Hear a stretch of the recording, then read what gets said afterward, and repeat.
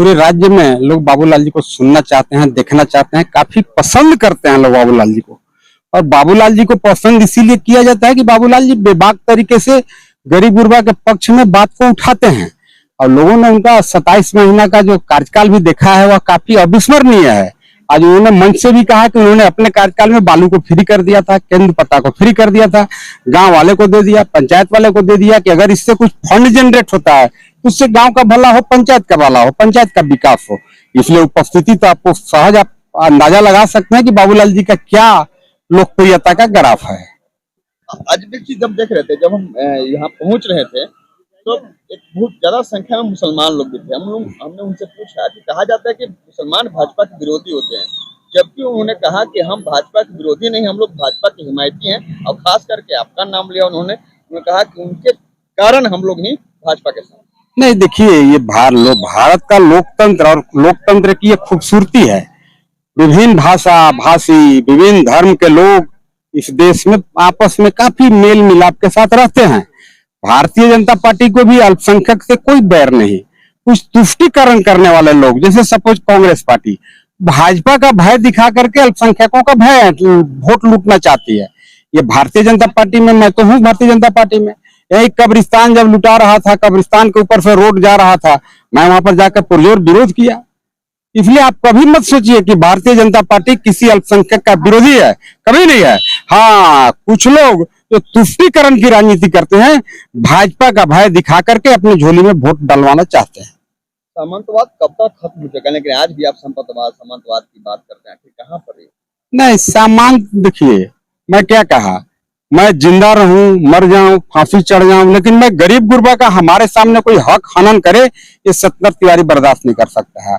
और इसमें आड़े चाहे अगर मेरा भाई या मेरा भतीजा या मेरा बेटा कोई भी अगर आएगा, मैं बकसने के लिए तैयार नहीं हूँ। भारतीय जनता पार्टी अच्छी पार्टी है। भारतीय जनता पार्टी गरीब गुरबा के पक्ष की पार्टी है। अगर कुछ लोग दिग्भ्रमित करके गरीब का जमीन लूटेंगे, कहेंगे हम भाजपा में हैं, ये सत्तर तिवारी कभी बर्दाश्त नहीं कर सकता है। गढ़वा का मेरे ऊपर कर्ज है, उस कर्ज के लिए मैं सामंती ताकतों से लड़ता रहूंगा।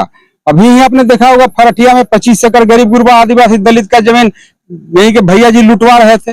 अगर मैं विरोध नहीं करता था, जो लोग कबड़ जाते।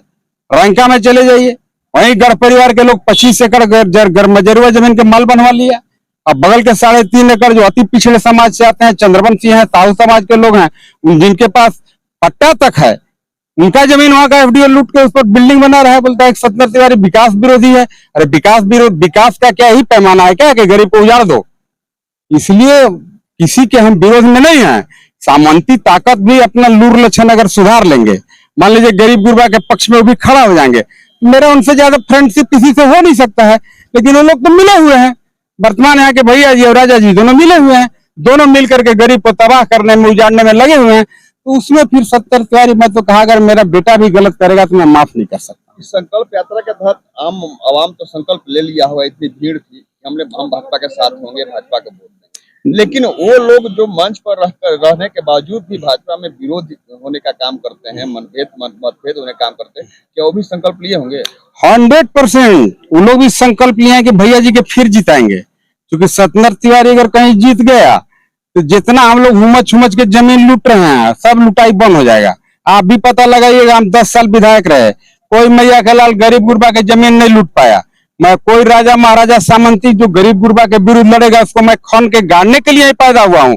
मैं ये नहीं कह रहा हूँ कि मैं सफल होऊंगा कि नहीं होऊंगा, पर मैं मेरा फर्ज जरूर निभाने का प्रयास करता हूँ। इसीलिए गरीब गुरबा मेरे पक्ष में आज भी खड़ा है। आपको पता होगा मेरे ऊपर 3 ठो केस हो गया, 2 ठो केस हो गया सरकारी काम में बाधा, और एक तो भैया जी कोर्ट में जाकर के सशरीर उपस्थित हुए और उन्होंने कहा कि सत्तर तिवारी मेरा मानहानि कर दिया। क्या मानहानि हम कर दिए? तो नहीं, हमको चोर कह दिया। अरे यार, तुमको तो चोर कह दिया मतलब तुमको मैं सम्मानित किया? तुम तो चोर से भी बड़ा चोर है। तुम्हारा भाई रात दिन यही बालू चोरा के बेच दिया, टेंडर मैनेज तू करता है, ब्लॉक में 50% कमीशन है। आप आम पब्लिक से आप जमान नहीं मिला पाते हैं। पत्रकार बंधु जाते हैं, उनके सवाल से आप भागते हैं। किसी का ट्रैक्टर पकड़ा जाता है बालू वाला का, तो कहते हैं कि सब छोटा मोटा चीज हम नहीं देखेंगे। तो तू क्या बड़का चीज ताजमहल देखेगा?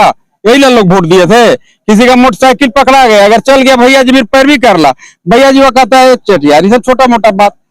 क्या है छोटा मोटा बात? तू क्या करेगा? अरे लोग तो इसीलिए उम्मीद दिए थे कि सत्तर तिवारी से बेहतर साबित होगा बड़े भैया जी। लेकिन ईमानदारी हम कह रहे हैं, बिना पुलिस प्रशासन के कोई दिन गांव में घुसा दीजिए, अगर घूम के सही सलामत चल आएंगे तब आप उनका लोकप्रियता का अंदाजा लगा लीजिएगा। यही हाल है उनका।